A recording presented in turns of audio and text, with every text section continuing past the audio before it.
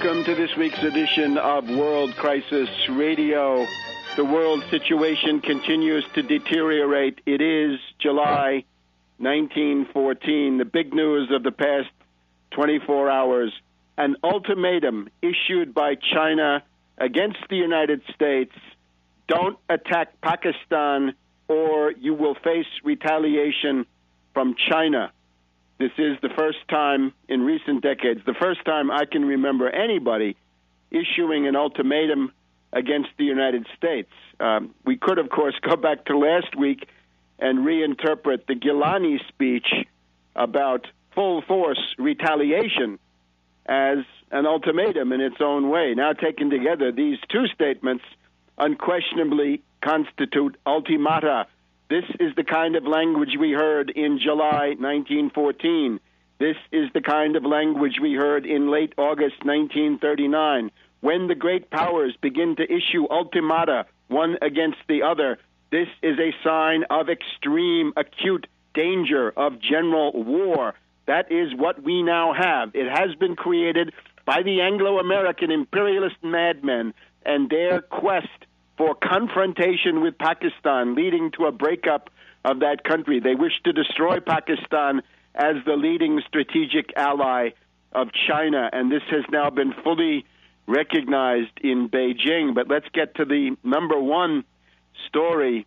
This now comes from the Times of India, the section known as the Economic Times, and it's an article dateline Beijing and Islamabad, China, on Thursday. That would be the China doing this on the 19th of May. On Thursday, said the international community must respect, that's a quote, must respect Pakistan's sovereignty and territorial integrity. This is the Chinese Foreign Ministry spokesman, Zhang Yu, telling the media at the press conference that, quote, the sovereignty and territorial integrity of China must be respected. She goes on to say, all quotes, we believe that Pakistan has made great contributions to international counterterrorism efforts as well as huge sacrifices.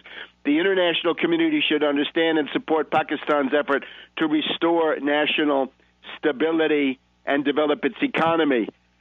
We have Prime Minister Gilani of Pakistan in Beijing. We'll have more on that visit in a minute. But Gilani tells Pakistan that he met with Premier Wen Jiabao, and the Gilani quote is, China supports Pakistan on its own. I think it means as its own, that China is as committed to Pakistan as it is to itself. In other words, it's a complete alliance. Gilani says, quote, there should be no harm to the Pakistani sovereignty, and the U.S. should understand and appreciate it. But now here's the heart of the matter. The news of Pakistan quotes Chinese diplomatic sources, and the Chinese diplomatic sources say, quote, this is, China has, quote, warned in unequivocal terms that any attack on Pakistan would be construed as an attack on China. Let me repeat that. China has warned the United States, quote, warned in unequivocal terms that any attack on Pakistan would be construed as an attack on China, end quote, say diplomatic sources to the news of Pakistan. And this warning, according to this article in the Times of India, the warning was formally conveyed by the Chinese foreign minister at last week's China-U.S. strategic dialogue and economic talks in Washington. That's an ultimatum. The last explicit ultimatum of the great powers that I can recall is 1956. Nikita Sergeyevich Khrushchev, during the Suez Crisis, issued an ultimatum to Britain and France, stop attacking Egypt or you will be hit by Soviet nuclear-armed IRBMs and SLBMs, that is, short-range and intermediate-range ballistic missiles. The Soviet Union, to my knowledge, never issued any ultimatum against the United States, never. It looks to me like China has now delivered an ultimatum behind closed doors, but that's, of course, how it works. That's how it worked in July 1914. All the stuff became became public later on. Those were telegraph messages, not public speeches. So again, China warned in unequivocal terms that any attack on Pakistan would be construed as an attack on China, says the news of Pakistan, quoting diplomatic sources in Beijing. And I'm looking at an article in the Times of India. That is a very big deal. That is a world historical turning point. Now, that goes together with the Gilani speech of several days before, that is to say, the Gilani speech of, let's see, earlier in May 11th, we have Gilani with his famous reference to full force retaliation. Let's just go back and rehearse that one, because that now emerges in retrospect as a key ultimatum as well. This is Monday, the 11th of May. Gilani talking to the Pakistani parliament, and I quote, "Let no one draw any wrong conclusions. Any attack against Pakistan's strategic assets, whether overt or covert, will find a matching response. Pakistan reserves the right to retaliate with full force. No one should underestimate the resolve and capacity of our nation and armed forces to defend our sacred homeland." That's also pretty explicit. Full force retaliation. Now, the strategic assets in question are, of course, the Pakistani nuclear forces. We have referred here over the weeks to the McChrystal Plan, drawn up by General Stanley McChrystal at the Joint Special Operations Command, Fort Bragg. This is called Task Force Orange. Task Force Orange is tasked with seizing the Pakistani nuclear forces, seizing them, disable them, concentrating them, stealing them, getting them out of the country.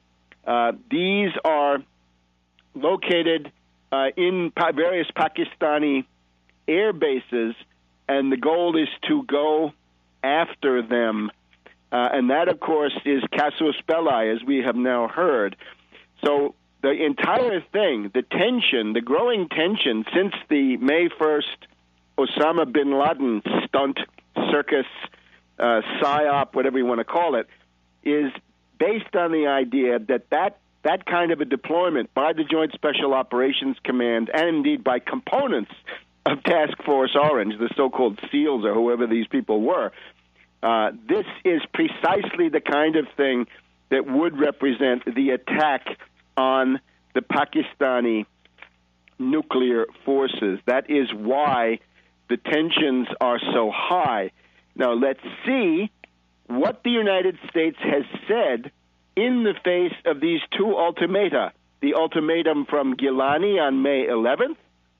Actually, we should go back. This had been preceded by a very stern warning from General Kayani, which had taken place earlier, which was couched in similar terms. This was on the 6th of May, General Kayani's statement that any repetition of unauthorized raids would cause the entire U.S.-Pakistan relation to be reevaluated.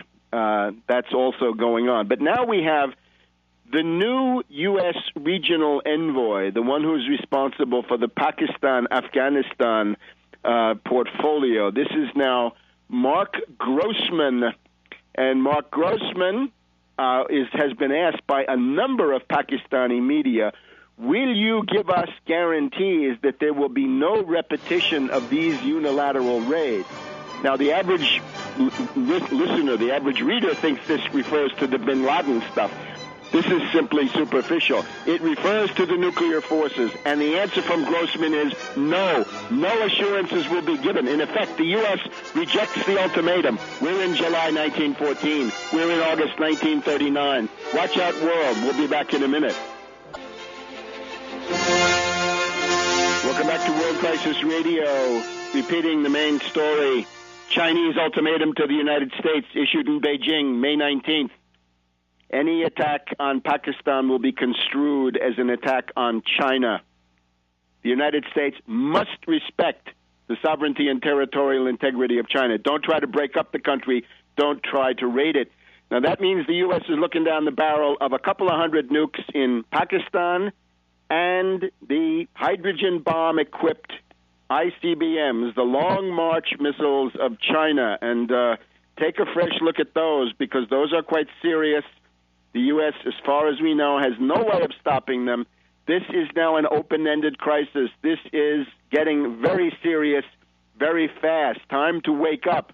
We're in July 1914. We're in August 1939. And it's time to mobilize on this stuff. How to mobilize? Well, a tweet that I issued, I put out a tweet on Twitter on this last night when the analysis gelled. That has now been retweeted by 26 other tweeters, and that became the top tweet on the Pakistan page for quite a while last night.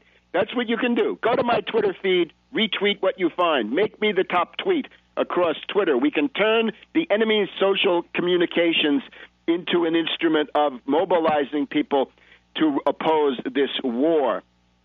So the story is that, and now we're reading in the London Daily Express some days ago. Sorry, the London Sunday Express of this past Sunday. U.S. troops will be deployed in Pakistan if the nation's nuclear installations come under threat from terrorists out to avenge the killing of Osama bin Laden, the Sunday Express can reveal. The plan would be activated without President Zardari's consent. It has provoked an angry reaction from Pakistani officials last Saturday, week ago tomorrow, as I'm taping. Obama would order troops to parachute in to protect key nuclear missile sites. These include the Air Force's Central Sargodha, Sargodha, headquarters, the home for nuclear-capable F-16 combat aircraft and at least 80 ballistic missiles. U.S. source tells the Sunday Express the plan is green-lighted, and Obama has already shown that he is willing to deploy troops in Pakistan. And the Pakistani officials all respond with anger. Pakistan has an elaborate command and control structure, fully capable of defending its own strategic assets. Under no circumstances would we need anything. So this falls under the heading of full-force retaliation. That means launching those 80 nukes in the extreme case. And the Chinese warning, that will be construed as an attack on China. The last time you've heard such language is actually the Kennedy-Cuban Missile Crisis speech, where he says, it shall be the policy of the United States that any attack by a nuclear missile launched from Cuba on any country in the Western Hemisphere shall be interpreted as a Soviet attack on the United States, requiring a full U.S. retaliatory strike against the Soviet Union. Now, you're now in a pre-war. Pakistan is sending out the obvious warnings. Now, Grossman, he's supposed to be Mr. Reconciliation. This is the character who replaced the now dead Holbrooke. So Grossman is now making his first big visit to the area, I believe. Grossman refuses to rule out any more unilateral raids. And again, to a Pakistani, that means to seize the nukes that are the main deterrent against India. Grossman also says that he will not negotiate anything about the drones, the hated Predator drone attacks. Let's just look at those for a minute. We've had a joint session of the Pakistani parliament, and that joint session of both houses has made a unanimous vote saying, stop the Predator drone attacks or we will cut your supply line. We will cut the Karachi to Khyber supply line, which represents two-thirds, 70% of the supplies that are going for the invading force in Afghanistan. We've had Senator Kerry, the rich oligarchical elitist degenerate, cavorting around in Pakistan. But the Grossman one is the one.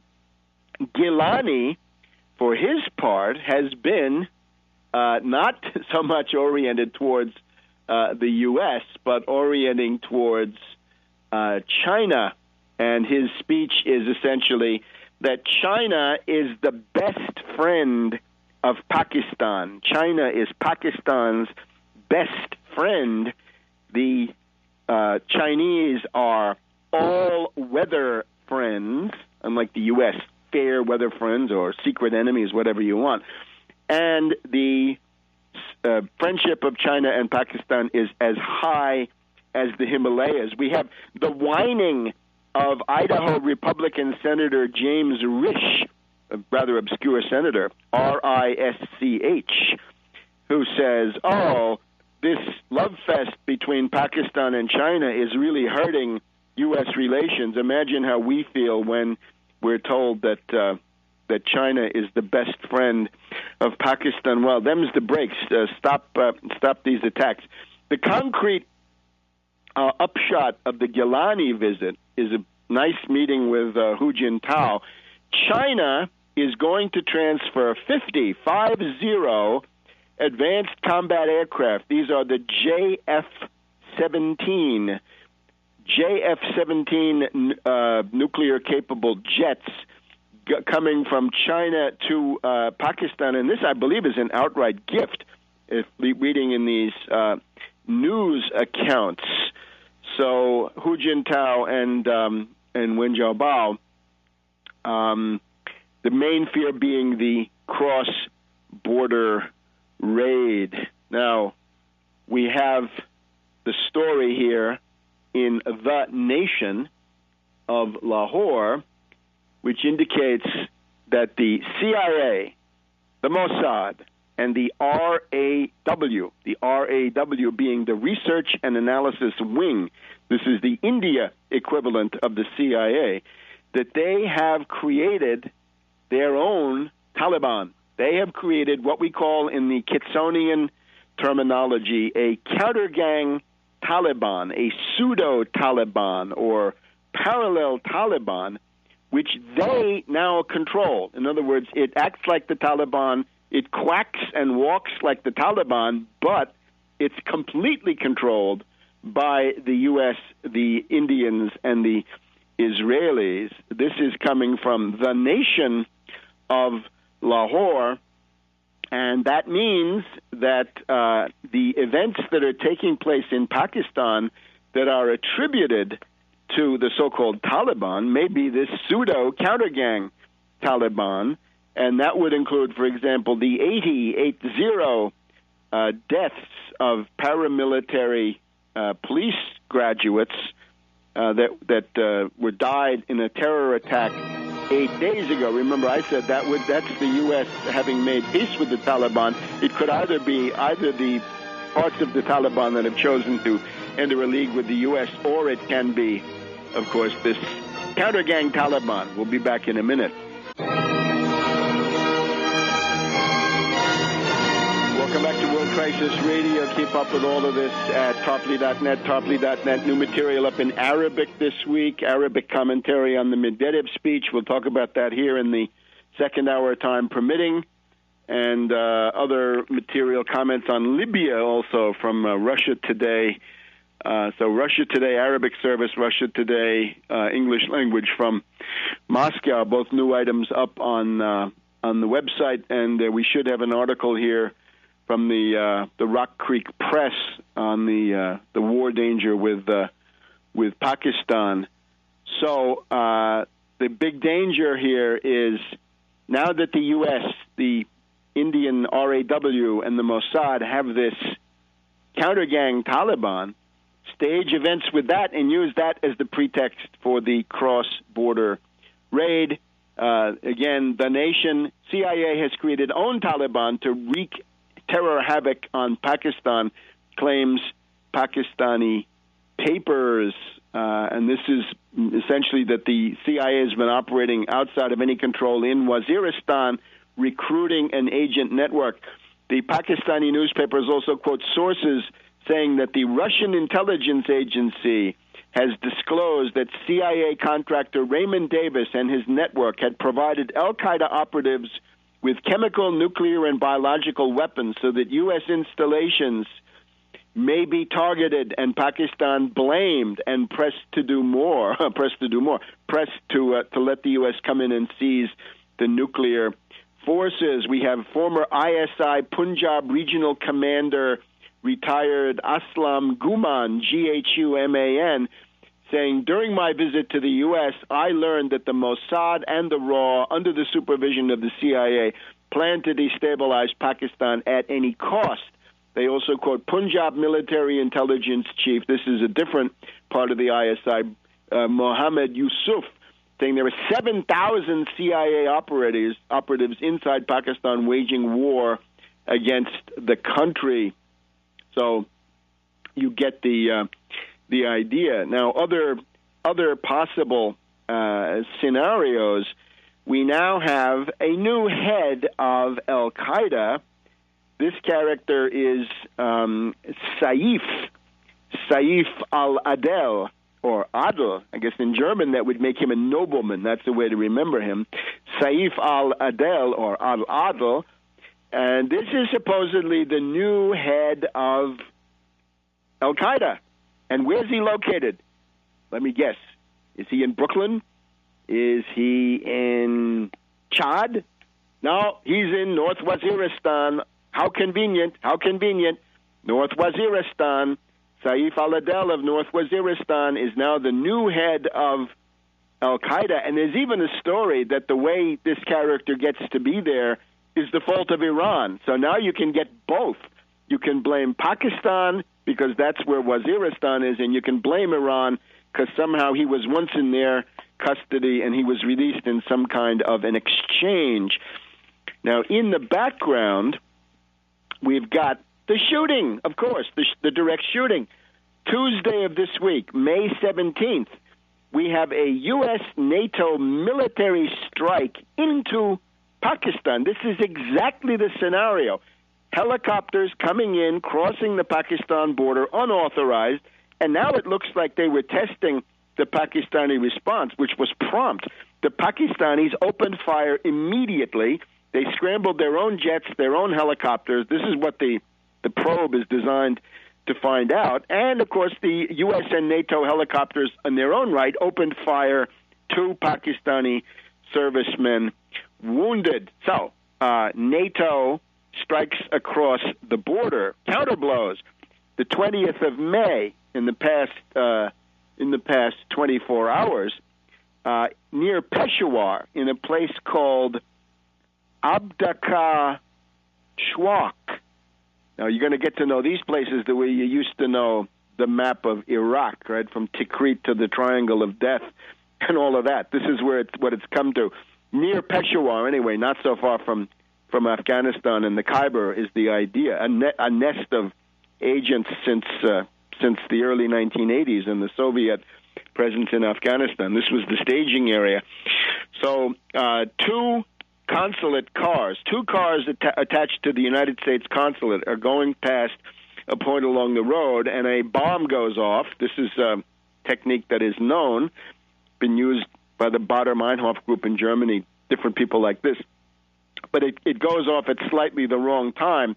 So nobody in the U.S. cars, as far as we know, is injured, but there's 1 dead and 20 wounded among the Pakistani civilians. So the shooting is going on. We have the U.S. crossing the border and somebody in Pakistan striking back by attempting to get these U.S. embassy cars. Now, the general background is extreme tension. India is running, as we mentioned before, the Vijay Bhava, Vijayeebhava, if you want to look it up, the Vijay Bhava drill, Be Victorious. This is atomic, bacteriological, and chemical, ABC or NBC, nuclear, biological, chemical blitzkrieg. It is being done in the Thar Desert, Thar, northwest India. The area is North Rajasthan, not close to Pakistan, but not far either, as these things go. The drill is to cut Pakistan in half, and it's being spearheaded by the Karga Corps, Kharga. The Karga Corps is one of 3 strike corps, attack armies, assault armies that India has, and they're all pointed, of course, directly at Pakistan. So We've also got the U.S. The U.S.'s answer to these ultimata is to send Janet Napolitano, the head of Homeland Security, to India. She's undoubtedly going to set up full body scanners and other intrusive police state apparatus over there.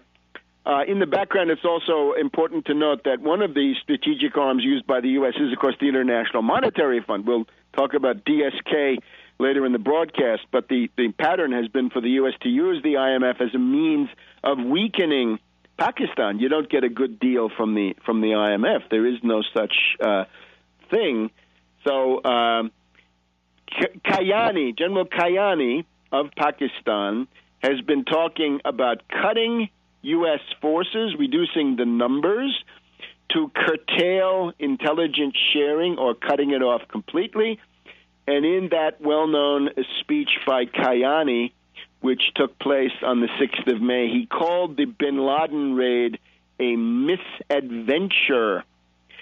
On May 9th, Pakistani news sources, the ARY-1 TV, ARY, ARY-1 TV, revealed the name of the CIA station chief, and that is Mark Carlton or Mike Carlton. I'm getting these names from the London Guardian. The previous guy had been Jonathan Banks. That had been revealed by the media over there. So Mark or Mike Carlton, there's a dispute about whether the name is correct, whether it's Mark or Mike, or whether any of this is correct. We don't know that, but it's an unfriendly act. It's a retaliation. And a lot of people say, well, what does the ISI chief know about this? Let's get to know him. Shuja Pasha, Shuga Pasha, Shuja Pasha, the head of the ISI. You've also got, in terms of shooting and killing, Predator drone attacks have now been stepped up. We had one Predator drone attack on the 6th of May, another one on the 10th of May, on the 12th of May, the 13th of May, the 16th of May, and these could be coming at any time. Now, in the background, the diplomacy is, of course, that the U.S. is talking about the great desire of the U.S. to hit the Haqqani network and to hit it at the top. That would be a guy called Sirajuddin Haqqani, the boss of the Haqqani. The name of the Haqqani network comes from him. The U.S. says it's time to go in and kidnap or assassinate him. So there's another cover story for the cross-border raid. We'll be back in a minute.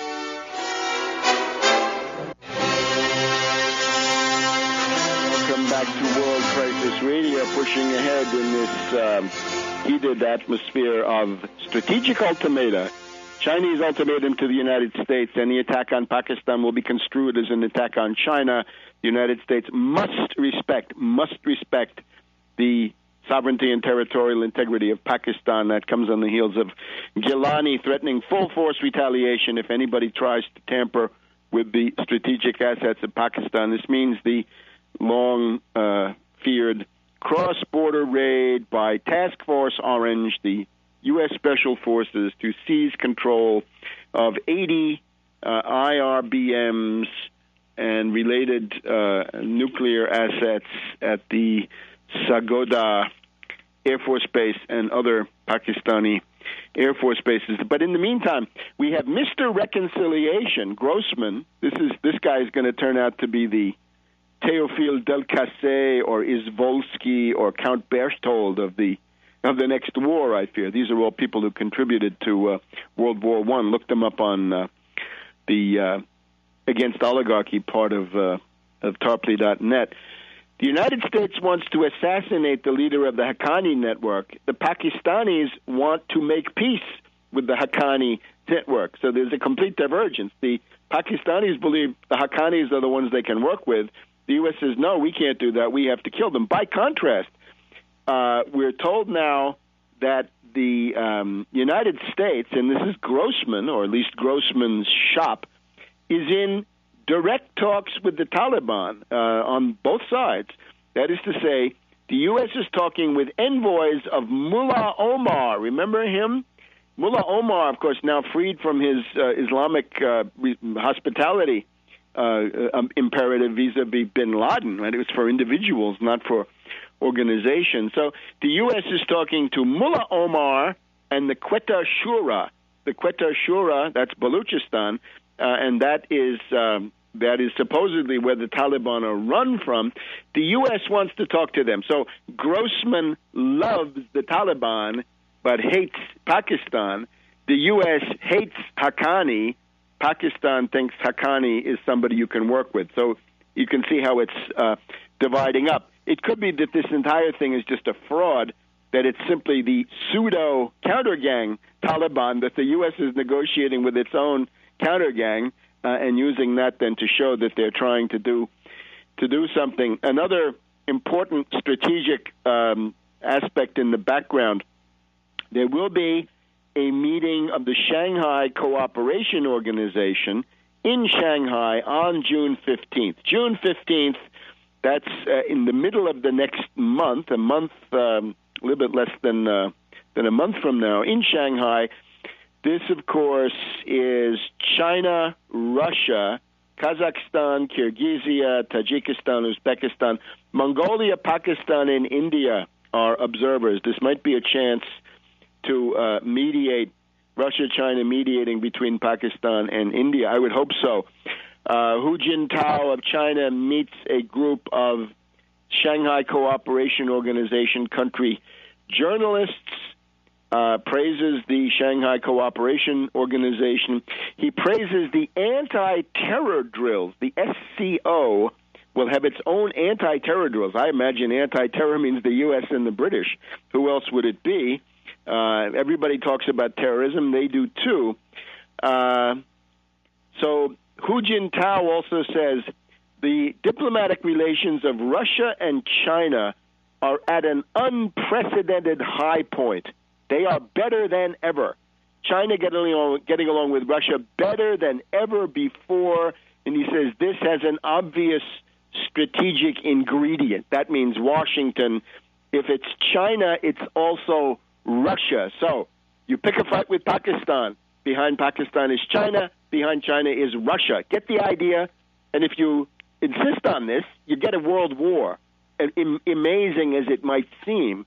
And again, people in July 1914 couldn't believe what was happening. The Germans of August of 1939 couldn't believe it was yet another world war. So we got Saif, the new head of al-Qaeda, comfortably ensconced in North Waziristan, just the place to send in the helicopters and get this going. Secretary Gates, the founder of al-Qaeda, says, somebody knew. Yeah, you knew, Gates.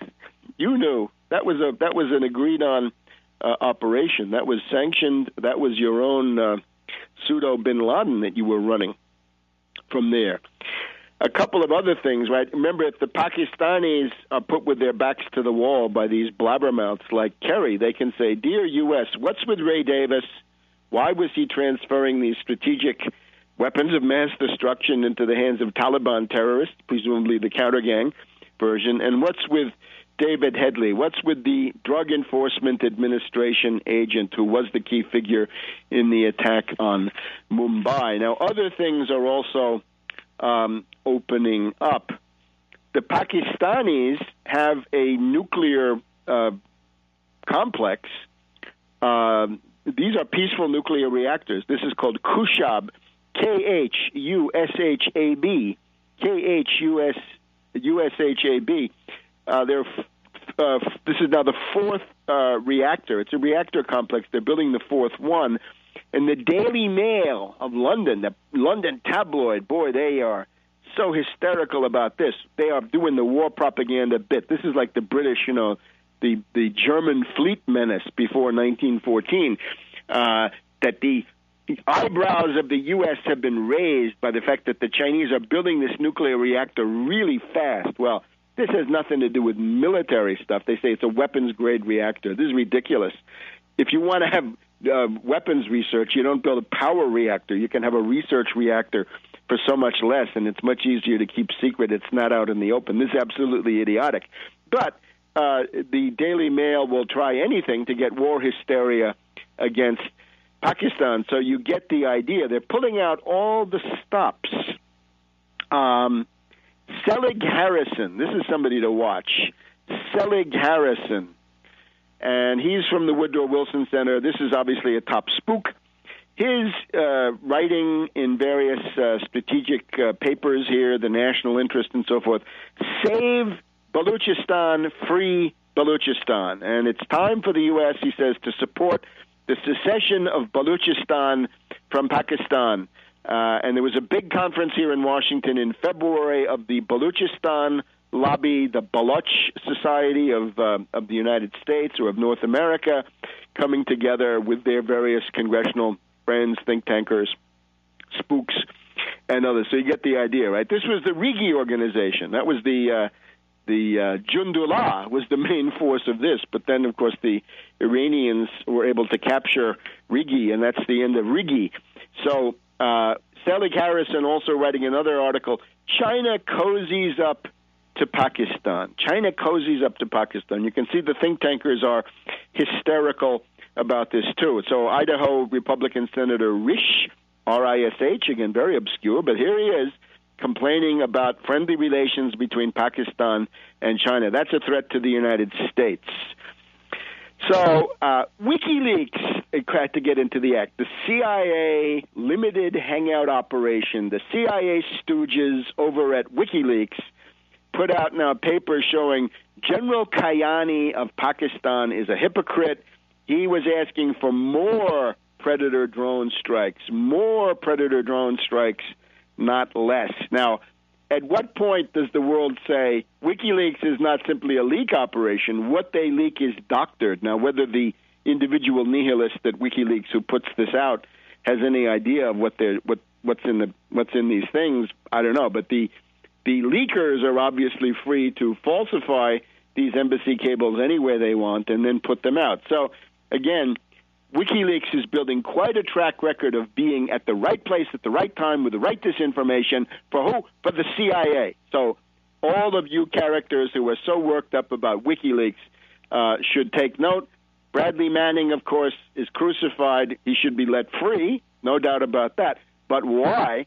To cover up the fact that Assange is living like a king, the pampered darling of the international media, living in a British country house, brought to him auspices of British military intelligence. Nobody's laid a glove on Assange. So that's the build-up. That's the build-up to July 1914. And what comes in August 1914 or September 1939, you all know. So time to get active or get radioactive. Back in a minute. Welcome back to World Crisis Radio. Big stories now. Chinese ultimatum to the United States. Back off Pakistan. Any attack on Pakistan will be construed as an attack on China. That is clear. That couldn't be any clearer. Back off. Gilani also. Anybody interfering with our strategic assets, meaning nuclear forces, will face full force retaliation. That's got to mean firing off some of these nukes if it means anything. So that is the situation. The first time in my lifetime that I know of, a great power, China, has issued, in effect, an ultimatum to the United States. This was done privately during the U.S.-Chinese strategic dialogue last week. And all of this comes out of the bin Laden circus stunt.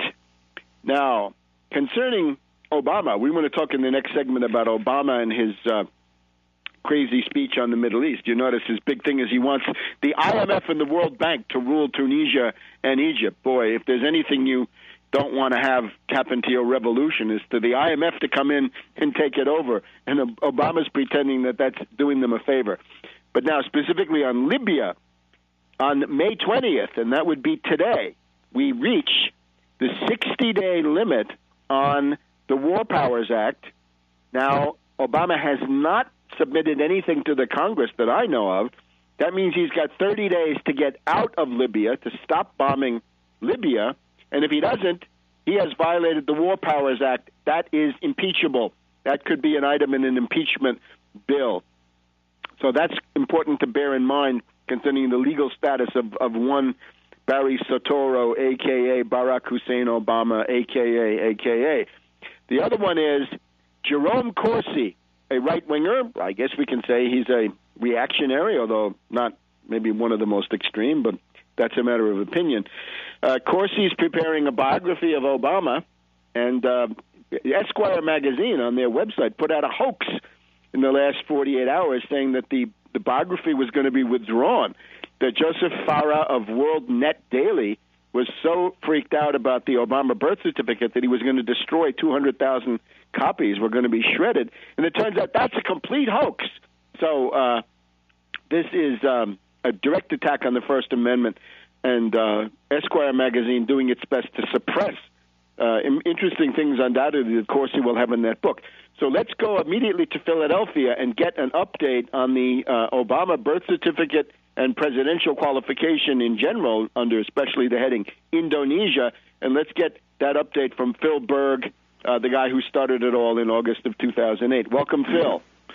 Thank you, Webster. Right now, we're so perplexed, we're not sure which way to move first, because the audacity of the White House to come out with that phony birth certificate about 2 weeks ago. And now, I don't know if you've seen the latest, they're trying to use that to make fun of it by putting it, if you make a contribution on the back of a mug or even on the back of a shirt. I have to verify that, but it looks like that's what they're doing. And the thing is, there's so many holes in that document, it's worse than Swiss cheese. And we have to figure out, right now we're all deciding which way to move on that document. But somehow we have to get to the American public just to expose this this fraud on on our country. All the facts are on our website, which is obamacrimes.com. The latest with this birth certificate, it's just there's so many factors there. The first one is that it was prepared in a PDF format. PDF did not exist in 1961. The next thing is there are various layers on the document. That didn't exist in 1961. I think they just figure that here's the birth certificate and everyone will go away. Unfortunately, the national media has not attacked it, but we're looking at several ways to do it. I'm on the brink of hopefully raising some substantial money to be able to put out a reward for the information which will expose Obama. It's out there. I'm sure he's being blackmailed. I'm not sure who, internally or externally. I don't like to get into the issues, but you raised a very good issue, the Libya issue. Today's being the 60th day. And Obama doesn't care about the Constitution, so he doesn't care about Congress. He doesn't care about anything. He's just going to continue in his efforts. And, it's time, like you mentioned, impeachment. Unfortunately, I don't think there's enough people there that would impeach him, but, many things he's done are up for impeachment.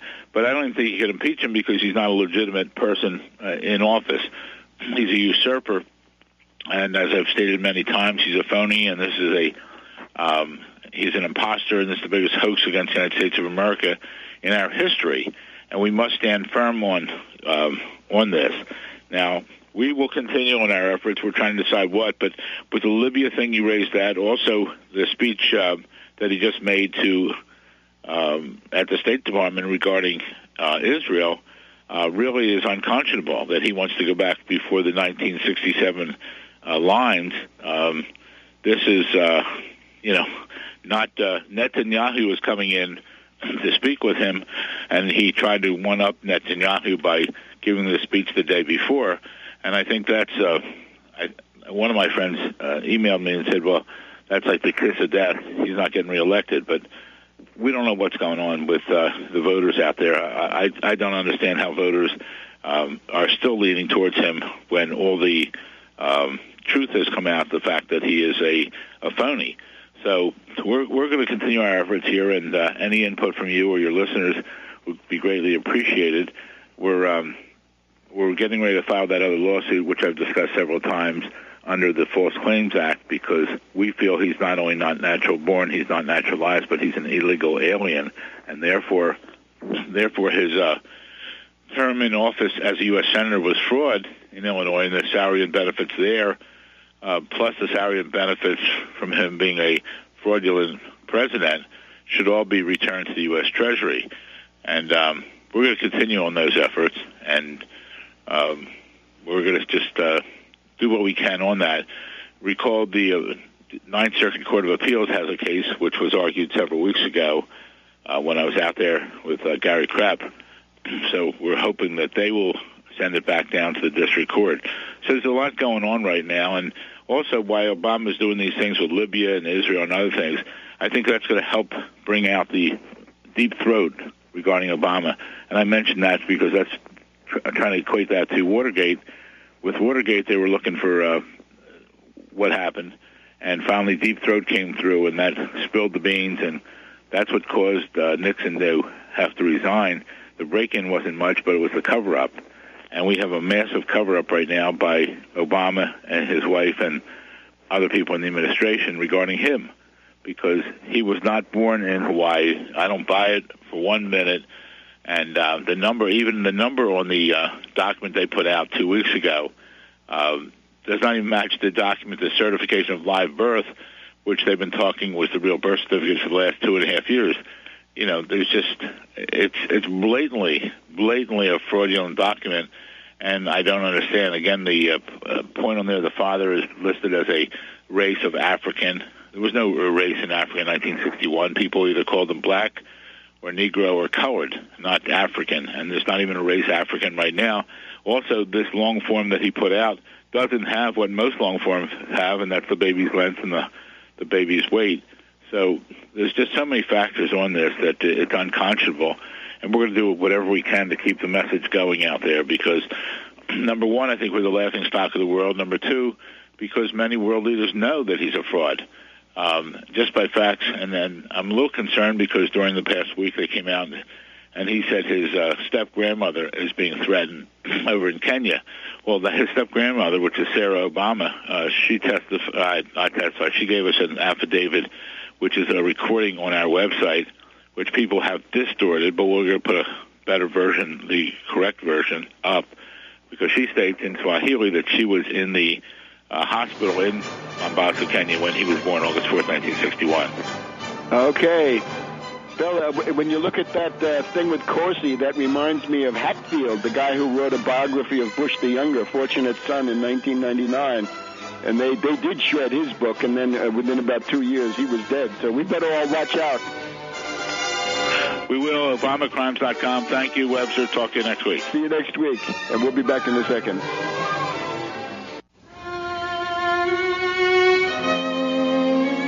Welcome back to World Crisis Radio. Let's now take a look at Obama's State Department speech. The operative part of this, of course, is an ultimatum to Syria that the president of Syria, Assad, has got to lead the reform or get out of power. So an ultimatum by Obama to Syria. Now, ultimatums by the U.S. to various countries. We've seen ultimatums by Mad Dog Bush the Younger to Saddam Hussein. We've seen ultimata by Mad Dog Bush the Elder against Saddam Hussein. We've seen all this stuff. It's when you get China issuing a behind-the-scenes ultimatum to the U.S. and Pakistan issuing a pretty much open one, a warning at least, that's something new. So you look at the Obama speech there, the operative parts are all essentially taking control, taking responsibility for the color revolutions. Now, obviously, he says the color revolutions are all indigenous and spontaneous. Of course, they're not.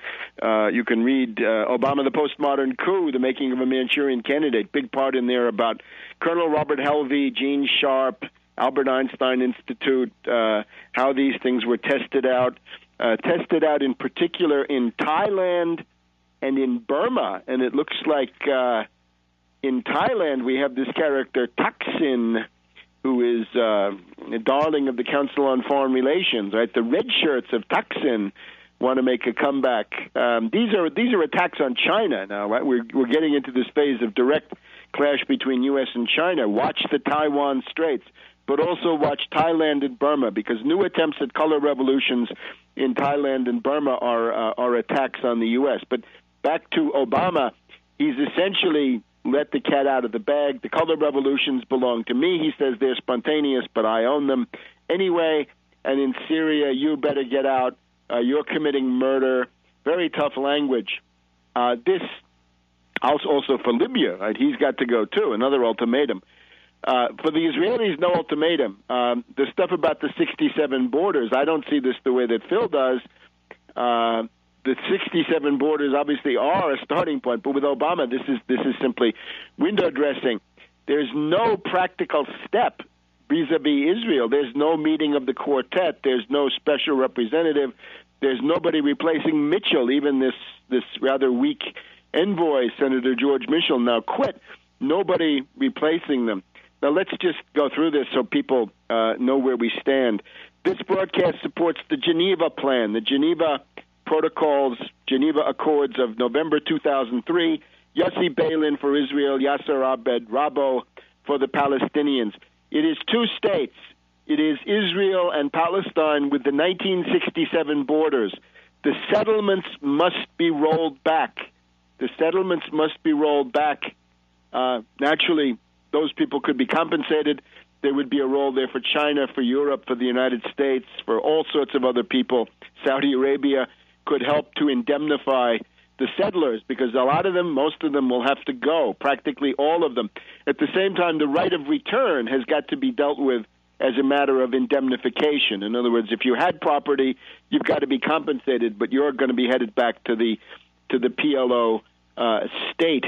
So obviously you have to negotiate with the new PLO-Hamas combination, but it has to be the Geneva Plan of November 2003. That is reality. Now, nobody likes that. Neither side is going to like that. One side doesn't want to give up the settlements. The other side doesn't want to give up the right of return. 67 borders are not going to make everybody happy. But this is reality, and I think ultimately that is the bedrock in realism, is that the one thing that I would add is to make all of this more palatable, an economic development program, a Marshall Plan for the region from which all states, underline all, from Iraq to Egypt to Syria to Lebanon, Israel, all of them have to benefit from a regional economic development plan. Short of that, more killing, and eventually they'll get tired of killing. Netanyahu, of course, on his way to clash with Obama, but neither one of these is realistic. Reject both. Reject Obama, reject Netanyahu. Now, a couple of other things that are going on. In Turkey, U.S. building up for an attack on Turkey. This is quite important because of the new regional role of Turkey. Prime Minister Erdogan has talked about an alliance between the PKK, the Marxist, ultimately U.S.-British-sponsored rebel force in southeast Anatolia, now run with help from the Kurdish part of northern Iraq, run by the U.S. There's an alliance between the PKK and Ergenekon. Ergenekon being the Turkish Gladio, the NATO stay-behind operation, then kicking over into terrorism. So the PKK and Ergenekon of NATO are now working together. So that's one side of it. The other side of it is the PKK is clashing with an organization we haven't talked much about, Hezbollah of the Kurds, the Kurdish Hezbollah, which is not the same as the Hezbollah of Lebanon, but the PKK in a gang and counter-gang situation, destroying society in southeast Anatolia, or threatening to, with these constant clashes. The head of the PKK, Öcalan, or written Öcalan, O-C-A-L-A-N, you know him, he's been in jail for quite a while now. He threatens Turkey with a great war. He says all hell is going to break loose. So an attack on Turkey. At the same time, we see Pakistan obviously on the front burner, Iran also under various attacks. But any nation state in the Middle East will be targeted. The nation state, founded in Milan by Gian Galeazzo Visconti between 1380 and 1390, became prevalent between about 1480 and 1500 with Louis XI of France and Henry VII, Henry Tudor, Earl of Richmond in England, something similar in Spain, although more complex, became dominant in Europe in 1648 with the Treaty of Westphalia, sovereign states, European state system, and became dominant worldwide between the 1960s and the 1970s when the colonial empires were wrapped up. That began with India and other places in the late 40s and kept going. The last ones were the Portuguese colonies in the mid-70s, your Angolas and Mozambiques. and so forth. So we now have a world of almost 200 or thereabouts nation-states. That's what you have to work with. But the CIA and the British say, no, we're going to sweep them aside. We're going to get rid of them. Now, let's look over at the Medvedev press conference.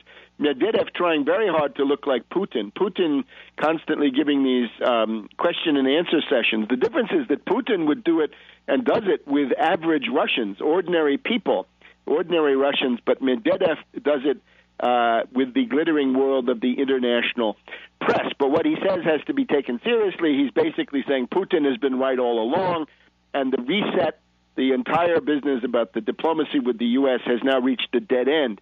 Medvedev is talking about the ABM treaty, the anti-ballistic missile treaty.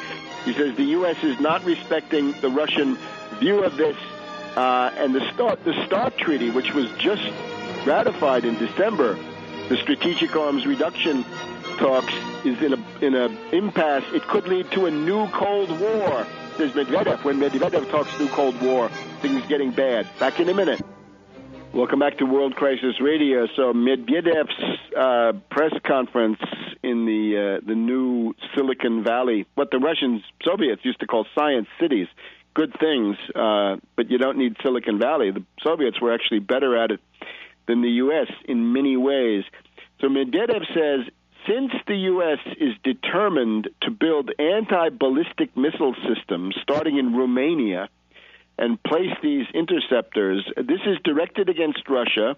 This is detrimental to the Russian capacity for self-defense. It could completely invalidate the START treaty. And, of course, the preamble to the START treaty says that there is a linkage, a junctim, a definite linkage between the offensive nuclear weapons and the defensive ones. So if you think you're going to sign a treaty on the offensive missiles and then go outside of that and build up your defensive anti-ballistic missile, missile park, then you have another thing coming, says Medvedev. He's been forced to do this. Essentially, the line of firmness is the Putin line. Medvedev, of course, axiomatically thought that the West was a partner, that there was a reasonable, rational interlocutor in Washington. Well, there is not. Medvedev basically having to say that his entire reset diplomacy has come to nothing, ashes and dust. Putin was right, and he's got to sound more and more like Putin. He can't say, I disagree with Putin about Libya. He's got to say, Putin and I agree on just about everything. So that's important. Now, Medvedev also says, better late than never, there will be no UN resolution regarding Syria. It will be blocked. I hope it will be vetoed. But he says we will make sure that there's no resolution regarding Syria in the same way that there was for Libya. Well, as Ambassador Chamov had said, it really was not very wise for Russia to support that anti-Libyan resolution. The Russian railways were building several $1 billion of projects in Libya. Libya was looking to buy surface-to-air anti-aircraft defense missiles from Russia. All of that, of course, out the window now that we have our dear friends at the Libyan Rebel Council in Benghazi. We've got Jibril, Hifter, Yunus, and Jalil, this gang with Al-Qaeda, right? Half of their council, presumably from Al-Qaeda and the Libyan Islamic Fighting Group. So no resolution on Syria. Notice, though, Putin and the line of firmness are better for world peace. Let's suppose Russia had vetoed that resolution.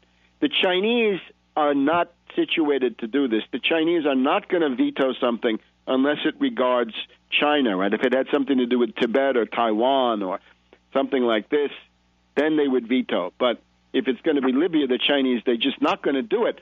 Whereas Russia, fiercely independent, unconquered, winner of World War II, all of these things have a habit of doing this stuff. Lavrov would be perfectly capable of vetoing it. If they had vetoed it, the Chinese might have joined in, or they would have at least been in sympathetic support. And that would have made it impossible for a lot of the smaller NATO countries, even the larger ones, Italy. But, for example, Italy would have had a very hard time letting the British, the French, and the U.S. use the Italian air bases if there had not been the cover of the Security Council resolution. Places like Belgium and the Netherlands and Norway and Qatar and all of these other places, they would have had a very hard time participating in the attack, the genocidal attack on Libya, if it hadn't been for that UN resolution. So the line of firmness would have served world peace better.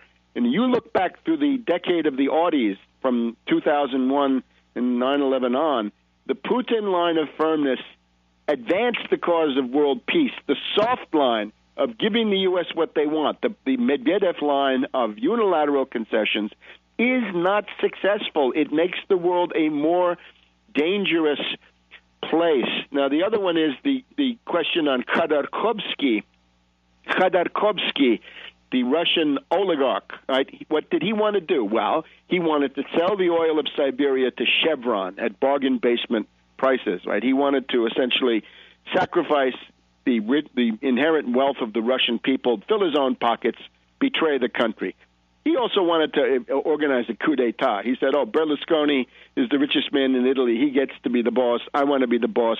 I'm the richest man here. Well, unfortunately, it's not a bidding contest. It's a great nation. So Medvedev is asked, do you think that Khodorkovsky is a public menace? And he says, no. Now, Putin had correctly said that guy should stay in jail. And here's why he should stay in jail. Here's the scenario now. If Khodorkovsky were to be released from jail, from prison in Russia, the obvious next move would be for the CIA to make him into the hero of a color revolution to destabilize Russia. He would become the new Suu Kyi. He would become, I don't know what, the new Cory Aquino or something like this. He would become what Benazir Bhutto thought she was becoming, the heroine of an upheaval of this sort. Right now, with Kasparov and Limonov and these people, the U.S.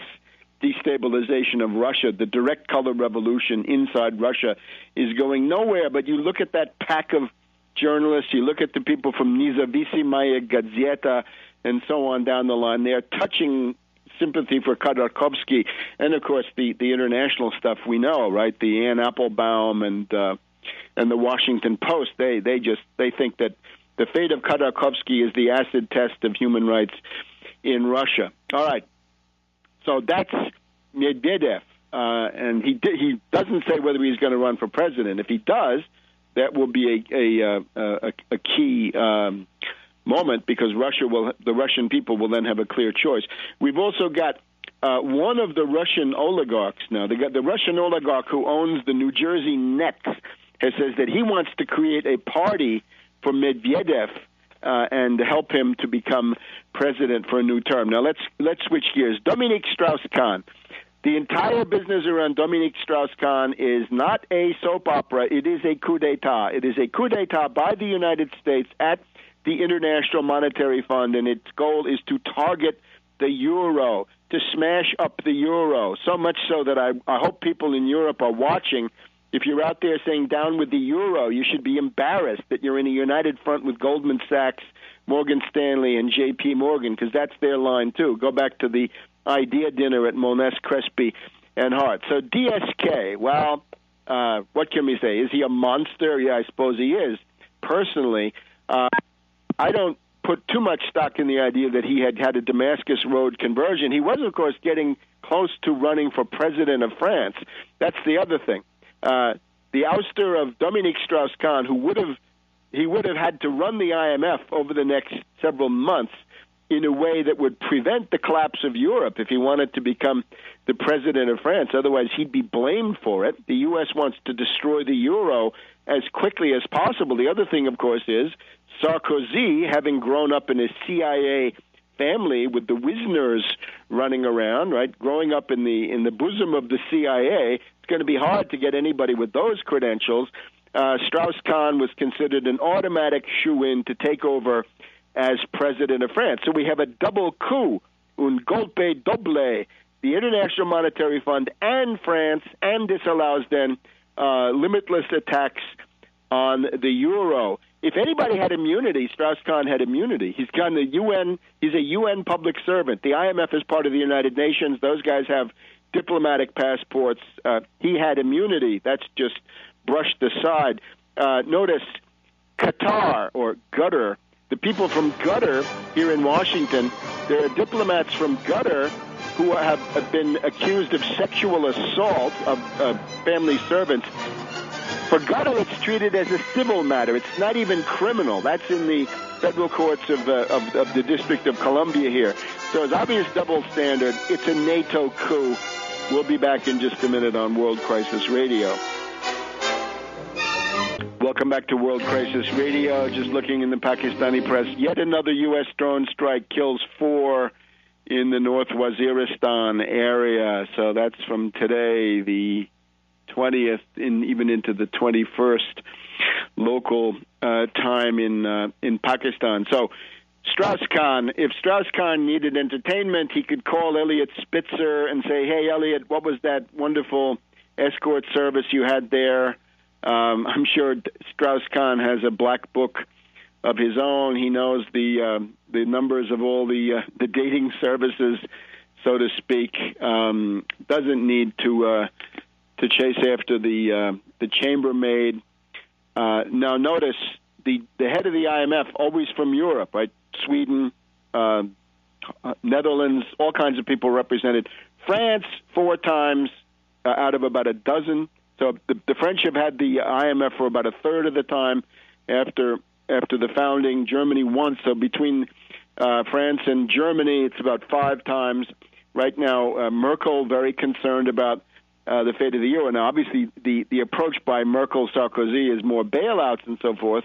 The U.S. wants to sweep even that aside. They want immediate chaos, immediate deflationary crash, sort of the libertarian program, right? Free market. Destroy the euro. Now, the U.S. seems to have a dialectical scenario here. First, they say the Europeans are all dirty bums. Let's get the third world in here. Let's get the developing sector. Let's get Latin America. Why should it be Europe? Why should they have this? That would generally mean a U.S. puppet, right, from some smaller country. But then, of course, the Chinese get into the act and say, yeah, that would be us. We're the largest shareholder. No. U.S. doesn't want that.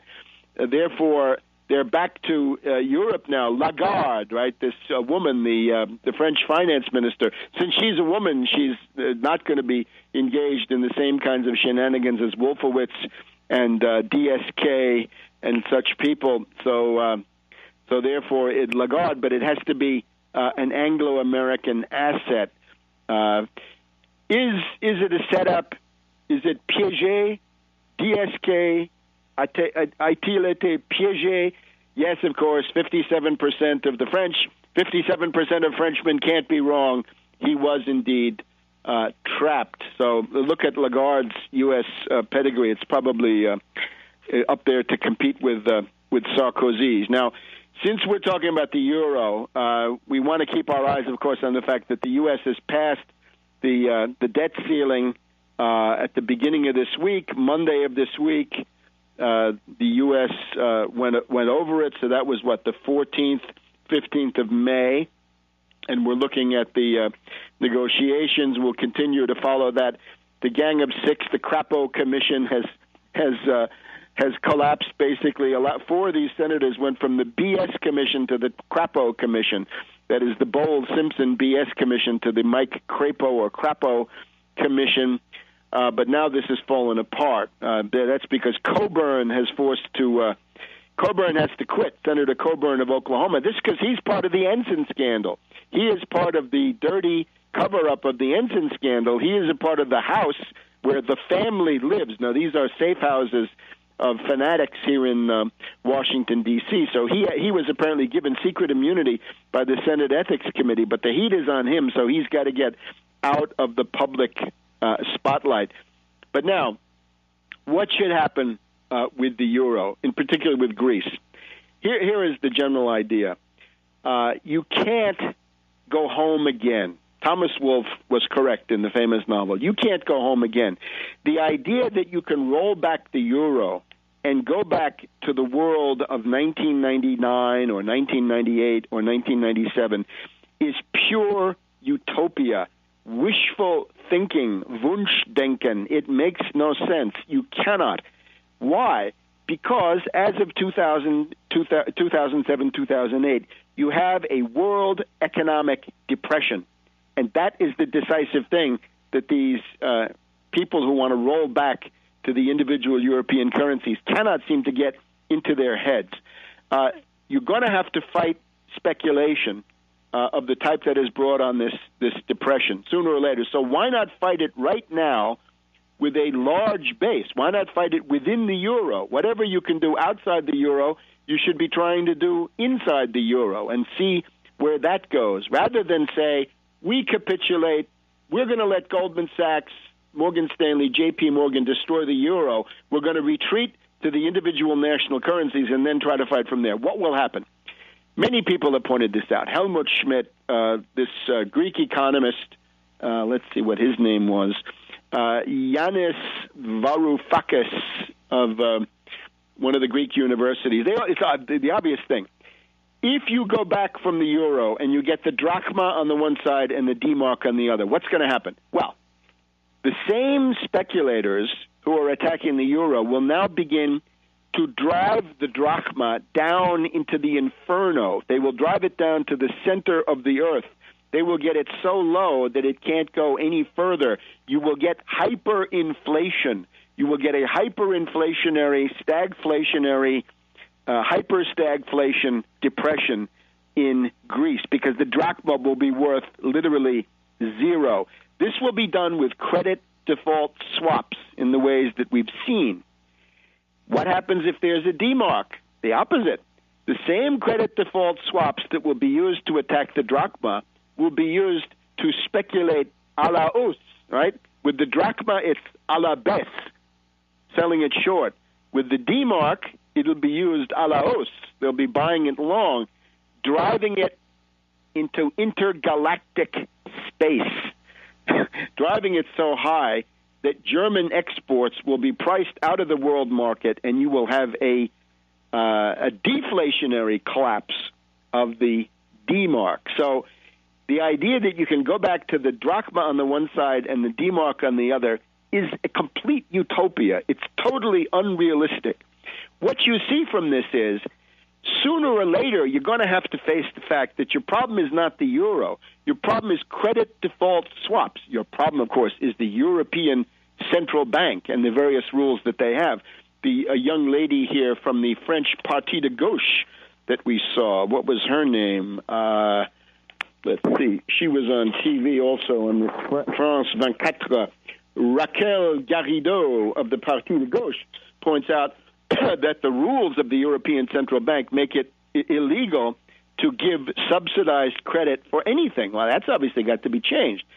The European Central Bank has got to be Europeanized. In other words, you're going to have to give some real power to a real European Parliament. You're going to have to think about a real European executive, and they have got to issue credit, the amount of credit to be issued, how many trillions of dollars of credit in the euro you want to issue from your own European bank, not national bank, but continental bank, the European Continental Bank. Issue the credit at 0%, make sure that it flows into at 0% into productive engagements, your infrastructure program, your space program, your high-energy physics program, your biomedical research program, your export subsidies, your Hermes credits, your COFAS, and all the rest of that. Get those geared up. Force the European Central Bank to become a tool of economic development. But along the way, you're going to have to ban certain kinds of derivatives. Some you're going to tax with your Tobin tax, right? Your equivalent of the Wall Street sales tax. 1% tax on all financial transactions. Some of them, however, the credit default swaps and the collateralized debt obligations have got to be outlawed. They are so dangerous, so toxic, so intolerable that they've got to be outlawed. Now, you can say, well, we don't want to do that now. We want to go back to the drachma and the D-mark. you're begging the question. You're avoiding the real issue, and it's done for reasons of pure opportunism, needless to say. That the average person, backward, because that's what it means, will say, oh, I think the euro is the main problem, right? They don't see derivatives. They don't deal with derivatives every day. They see euros. So the point is, there is no way back. You have to have a solution that looks forward, and this means fight finance capital. Fight, yes. That means you, people in Germany. That means you, people in Greece. Fight finance capital, wipe out derivatives, tax speculative transactions, and you have a way of surviving. Because if you're not going to do that now, you're going to fall back on the drachma. Your ability to do it is even less because you're just too small, right? You're going to be swept aside.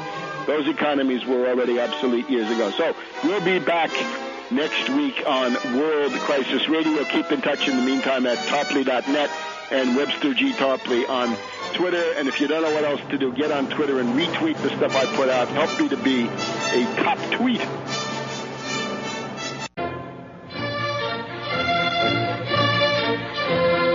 Welcome to this week's edition of World Crisis Radio. The world situation